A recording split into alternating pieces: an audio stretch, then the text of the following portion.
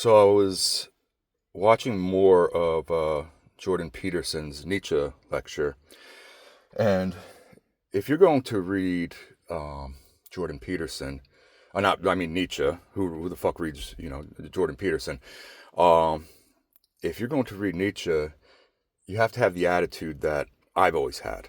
One thing about being back in New Jersey is I'm around a lot of Jews again. And I've always loved Jews, and Jews have always loved me. I'm not going to go much deeper than that as far as how I feel about Jews and how they feel about me. But I forget who it was said that the way a Jew feels is I am different, I am superior, and I am persecuted. And that has been my mantra my entire life. Every time I've walked into a new room, I've said to myself, I am different, I am superior, and I am persecuted. Now, when beginning to read Nietzsche, one should have that mindset, when one should repeat the mantra, I am different, I am superior, and I am persecuted. When you read Nietzsche, you have to read Nietzsche like an incel who gets laid. You have to have the sort of angry young man, white male rage of an early 20-something incel, but you can't actually be an incel. You have to be a winner who gets laid. So the feeling of an incel, but the life of a Chad. That's how you should go into reading Nietzsche. And Jordan Peterson, he opens up his latest lecture by saying Nietzsche was stunningly wrong about certain things. Well, when you read Nietzsche, you realize that Nietzsche, it's impossible for Nietzsche to either be stunningly wrong or stunningly right, because there is no truth in Nietzsche. Now, Jordan Peterson would probably say there has to be some kind of foundational truth.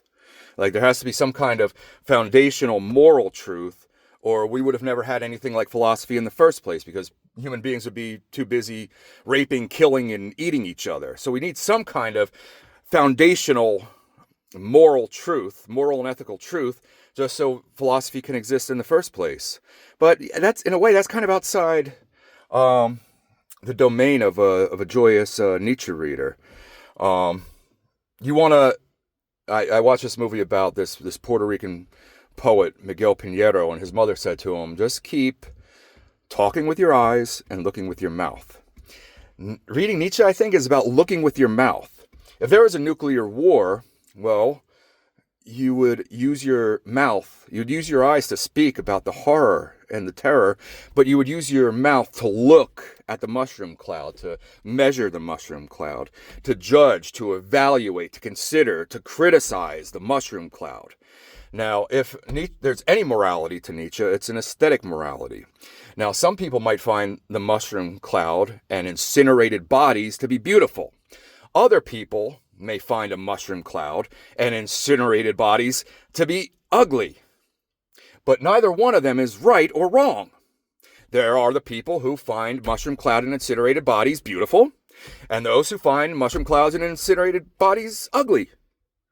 And there can be no moral judgment that's applied to either group. There's only one's particular aesthetic outlook, which in itself, according to Deleuze's reading of Nietzsche, is open to interpretation, or open to evaluation. So one person evaluates a mushroom cloud and incinerated bodies one way, one evaluates a mushroom cloud and incinerated bodies the other way, and then you can also evaluate the person who evaluates the mushroom cloud as beautiful, and then you can also evaluate the person who evaluates the mushroom cloud as ugly.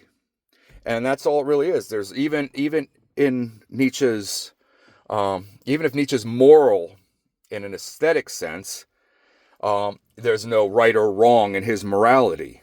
Some people might find my double chin very attractive. Other people may not.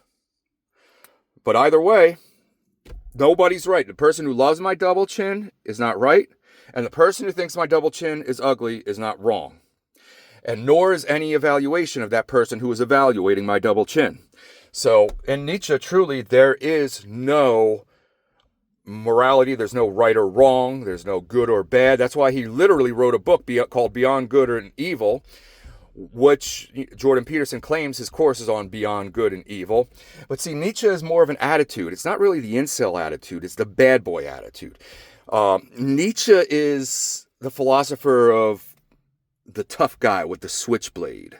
Okay, so Jordan Peterson is the conformist teacher. Oh, don't get too out of hand. You know, you should. Who are you to come up with new ideas?